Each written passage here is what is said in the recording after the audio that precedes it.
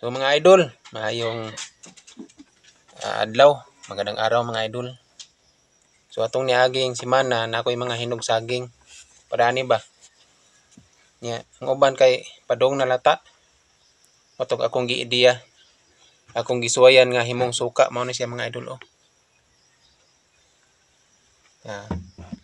So karon mga kuan na ni siya, mga duha ka semana kung humutog kay siyang suka mga idol. Uning ako siyang salaon karon mga idol. Ay kong himong suka. Saudara.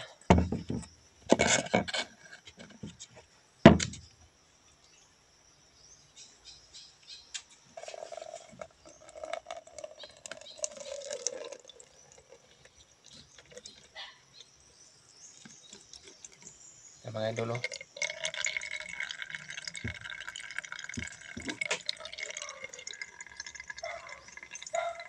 So mao na ni akong nahimong suka mga idol oh.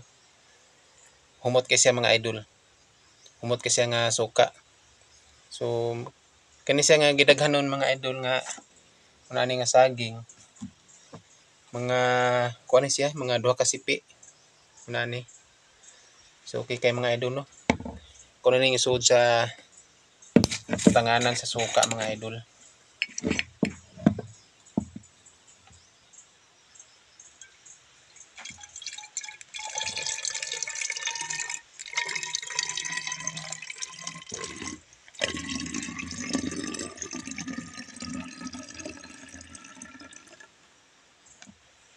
Oh.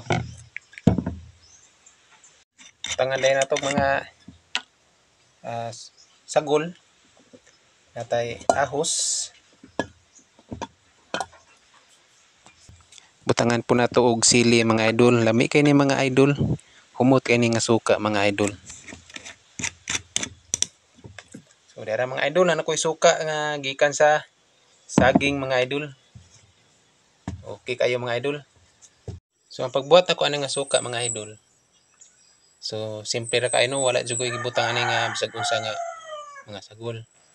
So kani nga mga saging nga overripe na or lata na.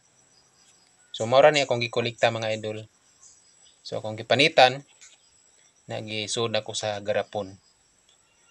So gipino-pino siya mga idol para ang iyang katas manggawas gyud.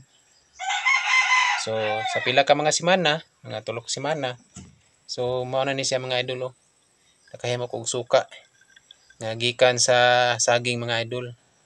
So natural kayo mga idol, walay sagol nga lain. So nindot kay siya mga idol. Humot kay siya mga idol. So labi na akong gibutangan og sili o kaning kuan ahos. So okay kayo, humot kay siya mga idol. Aslom kay siya mga idol nya may pagka tamis. So tamis siya gamay. So okay kayo mga idol. So simple nga suka mga idol. So ginama ra diri sa bukid. So pohon na sa ko gihimo nga suka nga gikan gyapon sa prutas mga idol. Mao na gikan sa prutas nga nangka. So pohon maghimo sa ato nga vlog mga idol. So nana ko sugdan atog himo mga idol. So pohon akong ipakita ninyo kung giunsa nako paghimo ang suka nga gikan sa bunga sa nangka nga hinog. Okay kay mga idol. Muni suka nga lami kay mga idol kay aslom-aslom. Kay aslom siya nya may pagka tamis kay gikan siya sa saging. So okay kay mga idol. Humot kay siya nga suka mga idol. Okay kayo. So kini pwede na nato siya i-sterilize. So mapabukal ta og tubig nga dako nga kaldero. Kabukal na pwede na nato ilunod para mawa jud ang mga microbio o mga hugaw mga idol. So mga mamatay ang mga kagaw. So ato ni sterilize before ato i-consume mga idol para safety ba. So okay kayo.